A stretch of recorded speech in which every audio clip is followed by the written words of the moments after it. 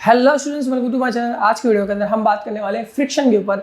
तो फ्रिक्शन के ऊपर आपको मैं बता देना चाहता हूँ, इससे पहले भी मैं काफ़ी डिस्कस कर चुका हूँ कि फ्रिक्शन होता क्या है और कैसे वर्क करता है, लेकिन आज मैं आपको डिटेल में एक एक पॉइंट को क्लियर करूँगा कि आखिर फ्रिक्शन है क्या और इसकी ज़रूरत क्यों पड़ती है।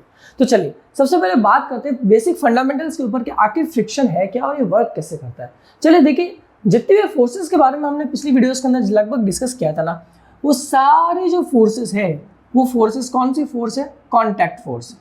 कांटेक्ट फोर्स किसे कहा जाता है? वो फोर्सेस जिसमें दो सरफेस का आपस में टच होना बहुत ज्यादा जरूरी होता है।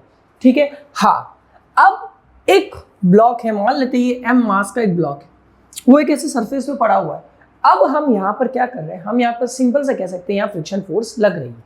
अब आप लोग कहेंगे फ्रिक्शन फोर्स कैसे लग रही? ब्लॉक तो स्ट्रेट पड़ा हुआ है, ब्लॉक तो हिल भी नहीं रहा, और फोर्स तो तब लगती है जब हम किसी पर कोई चीज अप्लाई करते हैं, एक प्रेशर अप्लाई करते हैं, तभी तो हमारे ऊपर फोर्स लगती है। लेकिन यहाँ पर तो ऐसा कुछ नहीं हो रहा। जी हाँ, जब एक ब्लॉक बिल्कुल स्ट्रेट एकदम पड़ा होगा, वो किसी सरफेस पे होगा, तब भी उस पर फ्रिक्शन फोर्स अप्लाई होगी और वो कहलाएगी हमारा स्टैटिक फ्रिक्शन। अब आप कहोगे कि ठीक है, स्टैटिक फ्रिक्शन तक तो हमें समझ में आ गया, लेकिन जब हम कोई काम करते हैं तब वो भी तो फ्रिक्शन कहलाता है। तो उस फ्रिक्शन को हम कहेंगे काइनेटिक फ्रिक्शन। जब हमारी कोई बॉडी मूव करती है तब होने वाला फ्रिक्शन कौन सा कहलाता है? Kinetic friction. ये तो इसकी बेसिक फंडामेंटल डेफिनेशन हो गई। अब देखते हैं कि क्या फ्रिक्शन फोर्स न्यूटन के नियम का पालन करता है, क्योंकि जब तक अगर हमें ये नहीं पता चलेगा कि न्यूटन के नियम का पालन हो रहा है कि नहीं हो रहा, हम फंडामेंटल्स अप्लाई नहीं कर सकते न्यूटोनियन मैकेनिक्स के यहाँ पे। ठीक है, मतलब हम कोई भी इक्वेशन नहीं लगा सकते ना, फिर हमें कोई इक्वेशन नहीं लगा पाएंगे तो हमें क्वेश्चन कैसे मिलेगा? ठीक है, तो सबसे पहले देखिए फ्रिक्शन फोर्स। जब हम किसी ब्लॉक पे, मान लीजिए यहाँ पर एक बहुत बड़ा बॉक्स लगा हुआ है, जब मैं उसको ऐसे धक्का दूंगा, ठीक है, जब मैं उसको धक्का दूंगा तो फ्रिक्शन फोर्स हमेशा उसके ऑपोजिट साइड में लगेगी, उसके ऑपोजिट यानी पीछे की तरफ लगेगी। तो ये क्या कहलाता है? न्यूटन का थर्ड नियम, कि जब हम किसी पर कोई फोर्स अप्लाई करते हैं तो उस पर रिएक्शन होता है ऑपोजिट डायरेक्शन के अंदर। ये बात हम पहले पढ़ चुके हैं, ये बात हम जानते हैं कि जब हम किसी पर कोई फोर्स अप्लाई करते हैं तो हमें ऑपोजिट डायरेक्शन में बिल्कुल उसके इक्वल क्या मिलेगी? दूसरी फोर्स मिलेगी। मतलब वही मिलती है, लेकिन वो क्या होगी? ऑपोजिट डायरेक्शन में होगी। तो मतलब ये न्यूटन के तीसरे नियम का पालन करता है, मतलब यहाँ पर न्यूटन मैकेनिक्स को अप्लाई किया जा सकता है। दो चीज़ यहाँ पर क्लियर हो गई। अब तीसरी चीज, यहाँ पर क्या हो रहा है कि कोई चीज स्टैटिक फ्रिक्शन से काइनेटिक फ्रिक्शन में कैसे मूव करेगी, स्टैटिक से काइनेटिक में कैसे जाएगी। अब मैं यहाँ पर आपको एक सिंपल सी चीज समझा देता हूँ, कॉन्सेप्ट है। हमेशा आपको ये चीज ध्यान रखना है कि जो फोर्स होगी वो प्रोपोर्शनल होगी नॉर्मल फोर्स के। किसके होगी? नॉर्मल फोर्स के प्रोपोर्शनल होगी। मतलब जितना ज्यादा नॉर्मल फोर्स उतना ज्यादा आपको फोर्स लगाना पड़ेगा। अब आप इसका भाई समझ में नहीं आया, यहाँ पे नॉर्मल फोर्स का फोर्स से क्या लगा देना। देखो, नॉर्मल फोर्स मैं पिछली वीडियो में बता चुका हूँ कि नॉर्मल फोर्स किसे कहा जाता है कि जब आप कहीं किसी सरफेस पे खड़े हो तो दो सरफेस के बीच के अंदर लगने वाला फोर्स क्या कहलाता है? Normal force. देखिए ध्यान से देखिएगा, मैं इस ब्लॉक को थोड़ा ऐसे बना देता हूँ। ये टच ही है, आपको ऐसा मानना होगा कि ये टच है। तो अब ये टच है तो ये ब्लॉक इस सरफेस पे परपेंडिकुलर फोर्स लगा रहा है, नॉर्मल फोर्स है। और यही सिंपल एज इट इज, क्योंकि हम क्या कहते हैं, न्यूटन का नियम कहता है जितनी फोर्स जो लगाएगा उसके ऑपोजिट उतनी मिलेगी। तो ये अगर नॉर्मल फोर्स सरफेस पे इतनी लगा है तो सरफेस भी उस पर उतनी ही नॉर्मल फोर्स लगाएगा। अब बात क्या हुई इस स्टेटमेंट की? ये स्टेटमेंट यहाँ कैसे वर्क करेगा? देखिए ढंग से सोचिएगा, दिमाग लगाइएगा, छोटा सा दिमाग लगाते हैं हम हमारा, जो कि हमें लगाना पड़ेगा क्योंकि हम फिजिक्स पढ़ रहे हैं। मान लेते हैं मेरे पास एक 100 kg का ब्लॉक पड़ा है, यहाँ पे 100 kg का मेरे पास यहाँ पे ब्लॉक पड़ा है, आपके सामने पड़ा है। तो इसका मतलब अभी उन दोनों के बीच में क्या है? एक स्टैटिक फ्रिक्शन। क्या होगा? एक स्टैटिक फ्रिक्शन होगा। ये आपको दिमाग में रखना होगा कि जब कोई ब्लॉक ऐसे ही पड़ा है तो उन दोनों के बीच में जो फ्रिक्शन हो रहा है वो स्टैटिक फ्रिक्शन है। दिमाग के अंदर बत्ती जल गई। चले अब बात करते हैं, मुझे उस ब्लॉक को किसका ना है? तो वह 100 किलो का ब्लॉक, यानी कि वेट हो गया उसका 100 kg। ठीक है, फोर्स लगाना पड़ेगा, mg लगाते हैं भाई साहब, F equals to mg, 100 into 10 equals to 1000 newton का मुझे फोर्स लगाना पड़ेगा। मतलब 1000 न्यूटन से ज्यादा का फोर्स लगाना पड़ेगा। 1000 न्यूटन तो वो खुद हो गया। मान लेते हैं मैंने 1010 न्यूटन की फोर्स उस पर लगाई। अब हो क्या रहा है जरा ढंग से देखिएगा। मैंने पहले फोर्स अप्लाई की, फोर्स थी 700 न्यूटन, फिर अप्लाई की 800 न्यूटन, फिर 900 न्यूटन, फिर 1000 न्यूटन। अब मेरी फोर्स और उसकी फोर्स दोनों क्या हो गई, इक्वल हो गई। ये जो इक्वल हो रही है फोर्स, मतलब अब इससे ऊपर अगर मैं फोर्स अप्लाई करता हूं तो बॉक्स खिसकने लग जाएगा, बॉक्स खिसकने लग जाएगा। तो ये जो फोर्स की जो लिमिट थी, ये 1000 लिमिट, यही कहलाता है लिमिटिंग फ्रिक्शन। क्या कहलाएगा, लिमिटिंग फ्रिक्शन। अब आप कहोगे लिमिटिंग फ्रिक्शन क्या है? एक्चुअल में कोई भी फ्रिक्शन स्टार्ट होने से पहले उसकी एक लिमिट होती है। मतलब स्टैटिक फ्रिक्शन को अगर काइनेटिक फ्रिक्शन में डालना है तो आपको एक लिमिट को क्रॉस करना पड़ेगा। मतलब आपको फ्रिक्शन फोर्स के लिमिट के अपोजिट एक फोर्स अप्लाई करनी पड़ेगी जो उससे ज्यादा हो। अब ये स्टेटमेंट थोड़ा खतरनाक है, मैं इसको सिंप्लीफाई कर देता हूं। देखिए, जाहिर सी बात है, जब मैं फोर्स लगाऊंगा तो फ्रिक्शन अपोजिट साइड में फोर्स लगाएगा।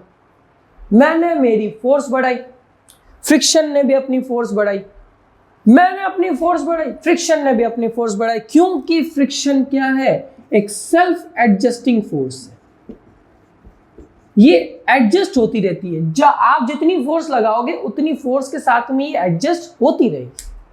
अब हुआ क्या, 1000 न्यूटन तक मैंने फोर्स लगाई, 1000 न्यूटन तक उसने भी लगाई, लेकिन मैंने क्या किया, 1000 न्यूटन से ज्यादा लगा दी। 1000 न्यूटन से ज्यादा जैसे ही लगाई, मैंने उसकी लिमिट को क्रॉस कर दिया। अब जैसे ही मैंने उसकी लिमिट को क्रॉस किया, फ्रिक्शन अब उतना फोर्स नहीं अप्लाई कर पा रहा है। इससे क्या हुआ कि ये स्टैटिक से किस में चला गया, काइनेटिक में। काइनेटिक मतलब ये भी मूव करने लग गया। इसी को कहा जाता है लिमिटिंग फ्रिक्शन, यानी कि फ्रिक्शन की वो सेल्फ एडजस्टिंग वैल्यू जिसके ऊपर अगर आप फोर्स लगा देते हो तो चीज स्टैटिक से काइनेटिक में चली जाती है, कहलाता है लिमिटिंग फ्रिक्शन। वैसे लिमिटिंग फ्रिक्शन कोई डेफिनेशन नहीं है, लिमिटिंग फ्रिक्शन एक कॉन्सेप्ट है, ध्यान रखिएगा। कॉन्सेप्ट और डेफिनेशन में फर्क होता है। लिमिटिंग फ्रिक्शन कोई डेफिनेशन नहीं है, एक कॉन्सेप्ट है जहां पर हम न्यूटन के लॉ अप्लाई करने के लिए इसकी हेल्प लेते हैं कि भाई इतनी फोर्स हमें अपोजिट डायरेक्शन में लगानी पड़ेगी जिससे हम फ्रिक्शन को अपोज करके अपनी किसी बॉडी को मूव कर सकते हैं। इस चीज को आपको ध्यान रखना पड़ेगा। चलिए, अब वापस आ जाते हैं इस रिलेशन पे। हो क्या रहा है, बात वही, ये सारा लिमिटिंग फ्रिक्शन। जब मान लेते हैं अभी हमारा ब्लॉक स्टैटिक में, इसलिए हमने क्या कहा, स्टैटिक फ्रिक्शन। मैं यहां पर इसको हटाकर एक म्यू एस लगा देता हूं। ये म्यू एस एक्चुअल में क्या है, फ्रिक्शन कॉफिशिएंट, मतलब उन दोनों के बीच में कितना फ्रिक्शन अप्लाई हो रहा है, ये म्यू उसको बताता है। एक्चुअल में जब भी आपको कोई क्वेश्चन मिलेगा ना, उसमें आपको म्यू की वैल्यू दे रखी होगी, या फिर अगर नहीं दे रखी होगी तो फोर्स और एन की वैल्यू दे रखी होगी। तो ये था हमारा स्टैटिक फ्रिक्शन का फॉर्मूला। सेम टू सेम हमारा काइनेटिक फ्रिक्शन का फॉर्मूला होता है, बस यहाँ पर के लगाना। इस कॉन्सेप्ट को आपको समझना होगा लिमिटिंग फ्रिक्शन को, कि लिमिटिंग फ्रिक्शन एक्चुअल में क्या है, क्योंकि limiting friction connected with self adjusting. ध्यान रखिएगा, फ्रिक्शन एक सेल्फ एडजस्टिंग है जो कि अपने आप को अपने आप एडजस्ट करता रहता है जिस तरह की आप फोर्स अप्लाई उस पर करते हो। अब यहाँ पर सबसे बड़ा जो कॉन्सेप्ट बनता है ना, सबसे बड़ा जो क्वेश्चन बनता है वो किस हिसाब से बनता है, वो बनता है इस हिसाब से। जरा ढंग से देखिएगा, इसको ढंग से देखिएगा। यहाँ सबसे बड़ा क्वेश्चन जो बनता है वो बनता है इससे, कि नॉर्मल फोर्स का कितना रोल है। मान लेते हैं हमारे पास ऐसे 3 block, 4 block, A B C D, ठीक है। अभी यहां पर जो एफ है लग रहा है वो एम ब्लॉक की वजह से लग रहा है, इसलिए एम ए जी, ठीक है। यानी कि जो नॉर्मल फोर्स लग रही है उसको मैं एन ए ले लेता हूँ। एन फोर्स वो नॉर्मल फोर्स है, एक ही बात है, ठीक है। इन दोनों के बीच में कौन सी फोर्स लग रही है, एम ए जी। इन दोनों के बीच में कौन सी लगेगी, इन दोनों के बीच में लगेगी M A G plus M B G. क्यों, क्योंकि तो ये भी तो फोर्स अप्लाई कर रहा है। इन दोनों के बीच में कौन सी लगेगी, एन सी। इन तीनों को जी इक्वल्स टू, मैं कॉमन ले लेता हूँ, M A M B plus M C. और इन सब के बीच में, अरे भाई साहब ये तो और ज़्यादा खतरनाक होगी,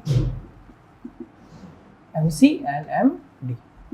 अब बात क्या हुई, जरा ढंग से देखिएगा, लास्ट के अंदर नॉर्मल फोर्स बहुत ज़्यादा नहीं बढ़ गई। तो अगर आप देख रहे हो कि नॉर्मल फोर्स बहुत ज़्यादा बढ़ गई है, इसका मतलब क्या हुआ, इसका मतलब ये रिलेशन, इसका मतलब क्या, इसका मतलब जितनी ज़्यादा नॉर्मल फोर्स उतनी ज़्यादा आपको फ्रिक्शन फोर्स मिलेगी, मतलब मिलेगी। इसका मतलब अगर कोई चीज़ रुकी हुई है और उस पर इतना वेट है तो उसका जो स्टैटिक फ्रिक्शन होगा वो बहुत ज़्यादा होगा, स्टैटिक फ्रिक्शन बहुत ज़्यादा होगा। इसका मतलब जब आप उसको धक्का दोगे, आप उसको ऐसे धक्का दोगे ना, टक टक टक टक टक, उसको जैसे ही धक्का दोगे तो फ्रिक्शन अपने आप को एडजस्ट करना स्टार्ट करेगा, एडजस्ट करता रहेगा, एक वैल्यू आएगी, उस वैल्यू पे फ्रिक्शन अपनी लिमिट को तोड़ के स्टैटिक से किधर मूव कर जाएगा, काइनेटिक के अंदर मूव कर जाएगा। तो ये हमारा एक्चुअल में फ्रिक्शन वर्क करता है। अब मैं आपको एक सिंपल सी चीज़ बताता हूँ, आप जब चलते हो ना, आप अपने चलने को देखो ढंग से, देखिए, आप पैर ऐसे आगे बढ़ाते हो, एक्चुअल में आप पैर पीछे की तरफ करते हो तब आप आगे जाते हो। ये बहुत ही खतरनाक कॉन्सेप्ट है, ढंग से दिमाग में सोचिएगा, चल के देखिए। अभी ये वीडियो एंड कर लो, उसके बाद थोड़ा चलो, चलते चलते अपने पैरों को देखो कि क्या जब मैं पैर आगे बढ़ा रहा हूँ, नहीं कि जब मैं आगे चल रहा हूँ तो मैं चल कैसे रहा हूँ, मैं तो पैर पीछे रख रहा हूँ तब मैं आगे जा रहा हूँ ना। तो फ्रिक्शन का कॉन्सेप्ट में दोस्तों यहाँ ऐसे वर्क करता है, ध्यान रखिएगा। ये बहुत ज़्यादा इंपॉर्टेंट कॉन्सेप्ट था जो मुझे आपको समझाना था, और काइनेमेटिक्स के अंदर हम इस टॉपिक को बहुत अच्छे से डिस्कस कर चुके हैं। अभी नेक्स्ट वीडियो के अंदर हम बात करेंगे आपसे एंगल ऑफ रिपोज के ऊपर, बहुत इंपॉर्टेंट है एंगल ऑफ रिपोज, जिसके अंदर हम बेसिकली बहुत सारी चीज़ें डिस्कस करेंगे। फिर उसके बाद मैं आपके लिए वही चीज़ क्वेश्चन सीरीज लेके आऊँगा, बहुत सारे क्वेश्चन हम डिस्कस करेंगे लगभग 2 से 3 वीडियोज़ के अंदर, एंड देन आफ्टर हम एक नया टॉपिक शुरू कर देंगे। तो आई होप सो आपको वीडियो बहुत ज़्यादा अच्छी लगी होगी, और वीडियो लेट अपलोड करने के लिए बहुत ही ज़्यादा मैं सॉरी हूँ, क्योंकि मेरे एग्जाम्स चल रहे थे, तो इसलिए इसकी वजह से। और एक सरप्राइज़ है आप लोगों के लिए, अब मैं डेली आपके लिए अपने चैनल पर एक क्वेश्चन अपलोड करूँगा, जिसके अंदर मैं उस क्वेश्चन को सॉल्व करूँगा विद ट्रिक एंड कॉन्सेप्ट। तो आई होप सो आपकी वीडियो बहुत ज़्यादा अच्छी लगी होगी। मिलते हैं हमारे नेक्स्ट वीडियो में। Subscribe, like and share this video.